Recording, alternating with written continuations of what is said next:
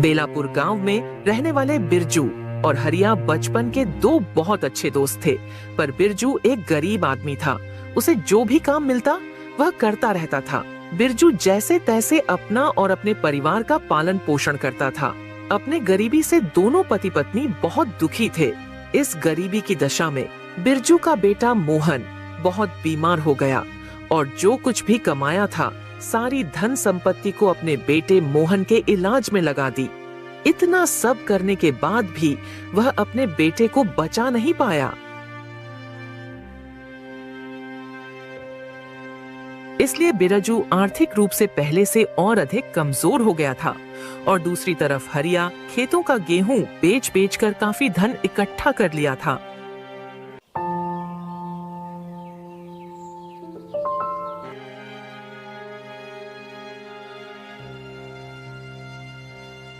अरे क्या हुआ बिरजू, यहाँ क्यों आए हो? सेठ जी, मैंने सुना है आप अपने खेत में खुदाई का काम करवा रहे हैं, तो आपको उसमें लोगों की जरूरत है। लेकिन मैंने अपने खेतों में तो बहुत सारे मजदूर लगा रखे हैं। सेठ जी, मुझे काम की बहुत अधिक जरूरत है। घर में खाने के लिए कुछ भी नहीं बचा है।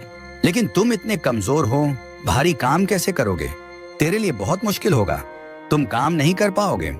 सेठ जी, आप कोई हल्का काम दे दीजिए। सेठ जी, आप कैसे भी करके मुझे कोई भी काम दे दीजिए, मैं कुछ भी काम करने के लिए तैयार हूँ।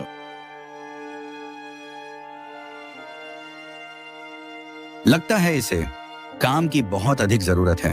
क्यों ना इस बात पर बिरजू का फायदा उठाया जाए। क्या हुआ सेठ जी, क्या सोच रहे हैं? आप मुझे काम दोगे ना? देख बिरजू, मेरे पास कोई काम नहीं है। अगर फिर भी तुम कोई काम करना चाहते हो तो तुम मेरे खेतों का फसल काट सकते हो। मैं लोगों को इस काम के बदले में 300 रुपए देता हूँ, पर तुझे मैं सिर्फ 70 रुपए दूंगा। क्या तुम ये काम करोगे?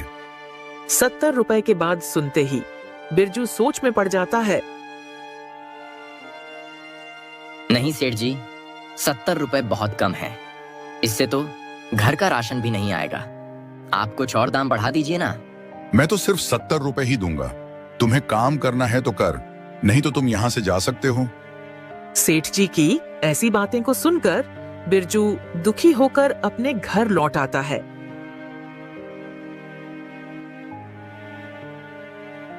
अरे, आज कोई काम मिला या नहीं? आपको देखकर लग रहा है कि आज भी आप खाली हाथ ही लौटे हैं। कब तक मैं घर को चलाती रहूंगी? मेरी तो किस्मत ही फूटी थी कि जो मैं आपसे शादी की हूं। शादी से पहले तो बड़ा बोल रहे थे ना कि यह करूंगा वह करूंगा। करो, मैं भी देखती हूँ क्या करते हो। जो कुछ भी पैसा कमाया था वह भी अपने बेटे के इलाज में खर्च हो गया। खुद के बारे में थोड़ा भी नहीं सोचा। अरे माया, तुम्हें तो पता है ना, गरीब होने की वजह से सभी लोग मेरा फायदा उठाना चाहते हैं। और आज तुम्हें पता है, सेठ जी मुझे दिन भर काम करवाने के बदले में सिर्फ 70 रुपए ही दे रहे थे। आज तुम ही बताओ, आखिर मैं क्या करूं? किसके पास जाऊं काम मांगने के लिए? ये सब मुझे नहीं पता, लेकिन मैं ऐसे घर का गुजारा नहीं कर सकती। घर में खाने को भी एक रोटी तक नहीं है। मैं बहुत मुश्किल से घर का गुजारा कर रही हूँ। हाँ भाग्यवान, मैं क्या करूं? सब लोग अपने अपने खेतों में काम करते हैं, लेकिन मेरे पास तो मेरा खेत भी नहीं है। मोहन के इलाज में सब कुछ बिक गया। मुझे कुछ नहीं पता। तुम आज के आज ही काम ढूंढ लो, नहीं तो जिस हिसाब से हमारे घर का ये हालत है उस हिसाब से तो जल्दी ही हम लोग भूखे मर जाएंगे। अरे हाँ माया, तुम ऐसा मत बोलो। मैं जल्दी से ही कुछ ना कुछ कर ही लूंगा। तुम बस भगवान के ऊपर भरोसा रखो और मैं कल फिर से घर से बाहर जाऊंगा और कोई ना कोई काम तो मिल ही जाएगा। फिर अगले ही दिन सुबह होने पर बिरजू काम के तलाश में घर से निकल पड़ता है। हे भगवान, आज मुझे कोई ना कोई काम दिला ही देना, क्योंकि मैं खुद तो भूखा रह सकता हूँ लेकिन अपनी पत्नी को भूखा नहीं रख सकता। इसलिए भगवान, आज मुझे कोई ना कोई काम दिला ही देना। तभी बिरजू को रास्ते में उसका बचपन का दोस्त हरिया मिल जाता है। और भाई बिरजू, क्या हाल है तुम्हारा और कौन सी दुनिया में खोए रहते हो आजकल? अरे क्या बताऊं मैं तुम्हें हरिया, तुम तो जानते ही हो ना कि मैं अपने बेटे मोहन को बचाने के लिए सब कुछ दाव पर लगा दिया। इसलिए अब मेरे पास कुछ भी नहीं बचा है और मैं बेरोजगार हूँ। कोई मुझे काम पर भी नहीं रख रहा है। अभी मैं काम के ही तलाश में भटक रहा हूँ। अरे बस इतनी सी बात, तुम चिंता मत करो मेरे दोस्त, मैं हूं ना। लेकिन इसमें तुम मेरी कैसे मदद कर सकते हो? मैं गांव की जमीन बेचकर शहर जाने को सोच रहा था, लेकिन अब मैं तुम्हें वह जमीन दूंगा जिसमें तुम खेती कर सकते हो, और जो कुछ मुनाफा होगा अपना आधा आधा बांट लेंगे। क्या तुम सच कह रहे हो हरिया? हाँ मेरे दोस्त, तुम कल से ही काम पर लग जाना, फिर देखना तुम्हारी सारी परेशानी दूर हो जाएगी। हरिया, तुम सच में मेरे बहुत अच्छे दोस्त हो। तुम्हारा बहुत बहुत धन्यवाद मित्र।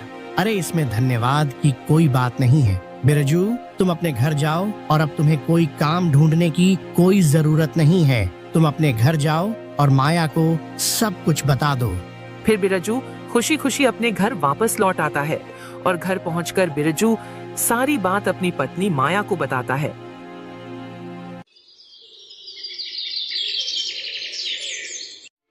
और फिर अगले ही दिन से बिरजू हरिया के खेत में काम शुरू कर देता है और बिरजू बहुत मेहनत से हरिया के खेतों में काम करता है। ऐसा ही कुछ महीने बीत जाते हैं और फसल कटाई का समय पहुंच जाता है।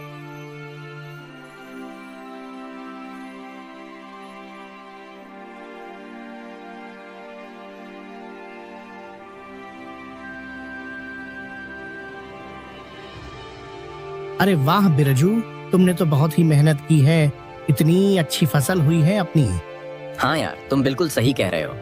अब वह दिन आने ही वाला है जब हम इस फसल को काट कर बाजार में बेच देंगे और फिर उन पैसों से मेरे घर के सारे परेशानी दूर हो जाएगी। फिर कुछ ही सप्ताह में बिरजू और हरिया फसल की कटाई करके उस फसल को बाजार में बेच देते हैं और उन पैसों को आधा आधा बांट लेते हैं। अरे भाई हरिया, तुम्हारा बहुत बहुत धन्यवाद। आज तुम्हारी वजह से ही मैं इतना कुछ कर पाया हूँ। अगर मेरे बुरे वक्त में तुमने साथ नहीं दिया होता तो आज न जाने क्या होता। तुम्हारा यह एहसान मैं जीवन भर नहीं भूलूंगा। अरे यार कैसी बातें कर रहे हो, तुम तो मेरे बचपन के दोस्त हो, तो मैं तुम्हारे लिए कुछ भी कर सकता हूँ। आज मैं तुम्हारी वजह से मेरी पत्नी को 2 वक्त का खाना खिला पा रहा हूँ हरिया भाई। अरे यार कैसी बातें कर रहे हो, मैं तो कुछ नहीं किया हूँ, मैं तो सिर्फ अपनी जमीन दिया था। उस जमीन पर मेहनत तो तुमने ही की है। अगर तुम मेहनत नहीं करते तो आज यह सब नहीं होता। यह सब तुम्हारी मेहनत की फल है। हरिया के खेतों में काम करने की बात सेठ मुरलीदास को पता चल जाता है। मैंने बिरजू को काम पर नहीं रखा तो साला हरिया के खेत में काम कर रहा है। इसको अभी इसकी औकात दिखानी पड़ेगी। क्यों ना मैं हरिया को लालच देकर उसकी वह सारी जमीन खरीद लूं। लेकिन हरिया बिरजू का सबसे अच्छा दोस्त है, इसलिए हरिया मेरी बात नहीं मानेगा।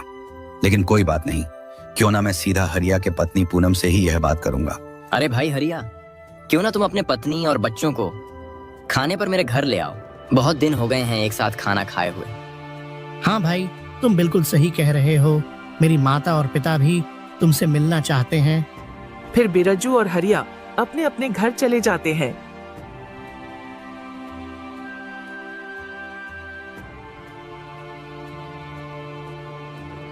आ गए आप। और आपका काम कैसा चल रहा है? अरे भाग्यवान, काम तो बिल्कुल अच्छा चल रहा है। बस मैं तो यही सोचता हूँ कि हरिया मुझे उस दिन नहीं मिला होता तो उसके खेतों पर काम करने का मौका नहीं मिलता, और भगवान जाने हमारा क्या होता। मैं हरिया का यह एहसान कभी नहीं भूल सकता हूँ। हाँ जी, आपका दोस्त बहुत अच्छा इंसान है। उन्हीं की वजह से हम लोग 2 वक्त का खाना खा पा रहे हैं। अरे हाँ भाग्यवान, खाने से याद आया कि मैं हरिया और उसके परिवार को अपने यहाँ खाने को बुलाया है। यह तो बहुत अच्छी बात है जी कि हरिया भाई हमारे यहाँ खाने पर आएंगे। तुम उन्हें जल्दी से ही ले आना। लगता है हरिया इस बार भी फसल बाकी गांव वालों के मुकाबले काफी अच्छी होगी। अरे बिरजू भाई, क्यों अच्छी नहीं होगी? यह तो तुम्हारा मेहनत का फल है ना। बिरजू और हरिया दोनों आपस में बातें कर रहे थे और उधर सेठ मुरलीदास हरिया के घर चला जाता है। अरे पूनम बहन, क्या हाल है आपके? और माता पिता कैसे हैं? अरे सेठ जी, आप यहाँ बताइए क्या बात है और यहाँ कैसे आना हुआ? अरे पूनम बहन, मेरी बात का बुरा मत मानना। मैं ऐसा कह रहा था कि तुम हरिया को समझाओ और अपनी यह जमीन मुझे बेच दो और अपने परिवार को लेकर शहर चले जाओ, वैसे भी गांव में है ही क्या, ना यहाँ कोई अच्छी स्कूल है और ना ही अच्छा यहाँ हॉस्पिटल है, और गांव में किसी भी चीज की कोई सुविधा भी नहीं है। तुम तो पढ़ी लिखी हो और गांव में क्या कर रही हो? हरिया को समझाओ और शहर चली जाओ। वह नहीं मानेंगे क्योंकि उसका दोस्त हमारी उस जमीन पर खेती कर रहा है। पूनम बहन, मैं इसीलिए तो तुम्हारे पास आया हूँ। मुझे पता है कि हरिया मेरी बात नहीं मानेगा। अगर तुम उसे समझाओगी तो वह जरूर मान जाएगा। और दूसरों के बारे में सोचने से पहले खुद के बारे में सोचना चाहिए। और देख लो, मैं तुम्हें उस जमीन की बहुत अच्छी कीमत दे सकता हूँ। अगर यह मौका तुम्हारे हाथ से चला गया तो तुम्हें बहुत बड़ा नुकसान हो जाएगा। अब मैं क्या करूं? वह जमीन को नहीं बेचेंगे क्योंकि उस जमीन से ही उसके दोस्त बिरजू का घर चल पाता है और वह अपने दोस्त को भाई से भी बढ़कर मानता है। अरे पूनम बहन, तुम कैसी बच्चों जैसी बातें कर रही हो? आज के समय में सगा भाई भी अपना नहीं होता है, जबकि वह तो हरिया का दोस्त है। और तुम्हें तो पता ही है ना कि अपना हरिया बहुत सीधा है। बिरजू ने उसे अपनी बातों में फंसा रखा है। तुम्हें पता है, इस जैसे लोग किसी के सगे नहीं होते हैं। सही समय आने पर सब कुछ लूट लेते हैं। सेठ मुरलीदास जी के बात सुनकर पूनम सोच में पड़ जाती है। लगता है पूनम मेरे जाल में फंस गई। अरे क्या हुआ पूनम बहन, किस सोच में पड़ गई? देख लो, मैं तुम्हें उस जमीन की बहुत अच्छी कीमत दे सकता हूँ। हाँ सेठ जी, आप बिल्कुल सही कह रहे हैं। आज शाम को ही उनसे इस बारे में बात करूंगी। फिर सेठ मुरलीदास वहां से चला जाता है और फिर शाम को हरिया दिन भर थकान के बाद घर वापस आता है। सुनो जी, अब मुझे गांव में नहीं रहना क्योंकि इस गांव में कोई अच्छा स्कूल नहीं है और ना ही कोई अच्छा हॉस्पिटल है। मुझे इस गांव में नहीं रहना है। आप अपने जमीन को बेच दो और शहर में एक नया मकान खरीद लो। ये सब मैं भी सोचा था, पर पूनम तुम्हें तो पता ही है ना, अपनी उस जमीन पर मेरा दोस्त बिरजू खेती करता है और उसका घर अपने खेत में काम करने की वजह से ही चल पाता है। वह सब तो ठीक है, लेकिन आपको पता है सेठ मुरलीदास अपनी उस जमीन की मुंह मांगी कीमत दे रहा है, तो फिर आप उस जमीन को बेच क्यों नहीं देते हो? ऐसा मौका बार बार कहाँ मिलेगा? लेकिन पूनम, मैं अपने दोस्त को ऐसा धोखा नहीं दे सकता हूँ। बिरजू मेरा बचपन का दोस्त है और साथ ही मेरा भाई है। अगर मैंने अपने खेत बेच दिया तो बिरजू बेचारा किसके पास काम करेगा? बड़ी ही मुश्किल से 2 वक्त का खाना खा पा रहा है। वह हमारी तरह अमीर नहीं है। आप कब तक उसके बारे में सोचते रहोगे? अपना खुद के भविष्य के बारे में भी तो थोड़ा सोच लो। यहाँ ना कोई अच्छी स्कूल है और ना ही कोई अच्छा हॉस्पिटल है। इस गांव में खेती बाड़ी के सिवा दूसरा कोई काम ही नहीं है। आप क्यों अपने दोस्त की वजह से अपना भविष्य खराब कर रहे हो? पूनम, तुम कुछ भी बोलो, लेकिन मैं अपने दोस्त को इस तरह धोखा नहीं दे सकता हूँ। अरे आप तो हमेशा से ही भोले हो, इसलिए लोग आपको लूट लेते हैं। आपको लोगों की चालाकी के बारे में कुछ नहीं पता है। आज आप उसकी वजह से मुझसे बहसबाजी कर रहे हो। जब वह अपनी जमीन पर कब्जा कर लेगा तब आपको मेरी बात समझ आएगी। मेरी बात मानो, उस जमीन को सेठ मुरलीदास को बेच दो। और आप खुद तो थोड़ा सोचो, वह बिरजू कितना चालाक है। जमीन भी अपनी, बीज भी अपना और बाकी खर्च भी अपनी, लेकिन फिर भी आपसे ज्यादा हिस्सा बिरजू ले जाता है। अगर यह सौदा बिरजू को मिलता तो क्या वह आपके बारे में सोचता? मुझे लगता है पूनम बिल्कुल सही कह रही है। मुझे जमीन बेच देना चाहिए और शहर चले जाना चाहिए, और शहर में सभी प्रकार के सुख सुविधा भी मिल जाएगी। और वैसे भी मेरे लिए दोस्ती से बढ़कर मेरा परिवार है। मैं कल ही बिरजू को खेतों में काम करने के लिए मना कर दूंगा और कल ही सेठ मुरलीदास जी के पास जाकर जमीन को बेच दूंगा। क्या हुआ जी? क्या सोच रहे हैं आप? मुझे लगता है पूनम, तुम बिल्कुल सही कह रही हो। मैं कल ही अपनी जमीन को सेठ मुरलीदास को बेच दूंगा। फिर अगले दिन सुबह होने पर हरिया बिरजू से मिलने के लिए खेतों पर जाता है। आओ आओ हरिया भाई, मैं तुम्हारा ही इंतजार कर रहा था। तुम्हें याद है ना, आज शाम को तुम्हें अपने परिवार को लेकर मेरे घर आना है, और माया ने तो रात के खाने की तैयारी भी कर ली होगी। नहीं नहीं, मैं तुम्हारे घर खाना खाने नहीं आऊंगा। और मैं यह बोलने आया था कि तुम कहीं और काम देख लो, क्योंकि मैं और पूनम और बच्चे सभी चाहते हैं कि मैं यह जमीन बेच दूं और हम सब यहाँ से हमेशा के लिए शहर चले जाएं। और देखो बिरजू, अब मैं अपने परिवार के खिलाफ नहीं जा सकता हूँ। अरे हरिया, तुम यह क्या बोल रहे हो? अगर तुम ये जमीन बेच दोगे तो मैं क्या करूंगा और क्या होगा मेरा और मेरा परिवार का। मुझे थोड़ा समय दो, मैं कहीं और जाकर काम ढूंढ लूंगा। नहीं नहीं बिरजू, मैं आज शाम को ही सेठ मुरलीदास जी के पास जाकर अपने जमीन का सौदा कर लूंगा और फिर हम सब जल्दी ही शहर चले जाएंगे। और देखो बिरजू, मैं तुम्हारे लिए जितना कर सकता था मैंने तुम्हारे लिए उतना किया।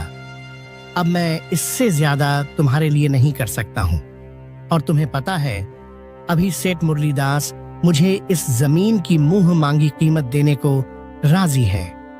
इसलिए हम सब इस मौके को हाथ से नहीं जाने दे सकते हैं और हमें जल्दी से जमीन बेचकर शहर चले जाएंगे। ठीक है मेरे भाई, तुम परेशान मत हो, मैं अपने लिए और कोई काम ढूंढ लूंगा। तुमने इतनी मदद की, मेरे लिए इतना ही काफी है। इतना कहने के बाद बिरजू वहाँ से अपने घर चला जाता है। अरे आप तो बहुत जल्दी ही घर आ गए। और आप ही बताओ ना, आज शाम को हरिया और उसके पत्नी पूनम के लिए खाने में क्या बनाऊं? लेकिन बिरजू माया की बात का कोई जवाब नहीं देता है। क्या हुआ जी, आप इतने परेशान क्यों हैं? क्या बात है, आप कुछ क्यों नहीं बोल रहे हैं? सब ठीक तो है ना? बताओ ना क्या हुआ। फिर बिरजू माया को सारे बात बता देता है। यह आप क्या बोल रहे हैं? अब हम क्या करेंगे? बड़े ही मुश्किल से तो हमें हरिया का सहारा मिला था। हे भगवान, आपने यह क्या किया? अब हम क्या करेंगे? भाग्यवान, तुम परेशान मत हो, मैं कुछ ना कुछ तो कर ही लूंगा। और वैसे भी हरिया ने हमें ऐसे समय पर साथ दिया था, मैं उनका यह उपकार कभी नहीं भूल सकता हूँ। और फिर दूसरी तरफ हरिया ने अपनी जमीन को बेचने के लिए सेठ मुरलीदास जी के पास पहुंच जाता है। लेकिन तभी उसे कुछ आवाज सुनाई पड़ती है। क्या रे चंदा, तुम्हें पता है मैंने पूनम को बहुत अच्छी तरह से भड़का दिया है। कुछ ही दिनों में हरिया मुझे अपने जमीन को बेचने के लिए आ ही जाएगा। फिर पता चलेगा उस बिरजू को कि मैं क्या चीज हूँ। यहाँ से काम को ठुकरा कर गया था ना, अब उसे उसकी औकात पता चलेगी। सेठ जी, यह तो आपने बहुत अच्छा किया। और हरिया की जमीन वैसे भी बहुत उपजाऊ है और मैंने सुना है कि इस साल भी हरिया के जमीन पर सबसे ज्यादा अनाज हुए थे। चंदा और सेठ की बातें हरिया बाहर से सुन लेता है तो वह वहां से सीधा अपने दोस्त बिरजू के पास जाता है। बिरजू मेरे दोस्त, तुम मुझे माफ कर दो। मैं तुम्हें अपने खेतों पर काम करने से मना किया है, तुमसे तुम्हारा काम छीन लिया है, मुझे माफ कर दो। मेरे दोस्त, मैं पैसों के आगे अंधा हो गया था और यह सब मेरी पत्नी से करवाने वाला सेठ मुरलीदास का काम है। मुझे माफ कर दो मेरे दोस्त, मुझे माफ कर दो। जाने अनजाने में मुझसे बहुत बड़ी गलती हो गई, मुझे माफ कर दो बिरजू भाई। अरे कोई बात नहीं मेरे दोस्त, वह कहते हैं ना, सच्चाई के रास्ते पर चलने वालों के साथ कभी भी बुरा नहीं होता है, हमेशा सच्चाई की जीत होती है।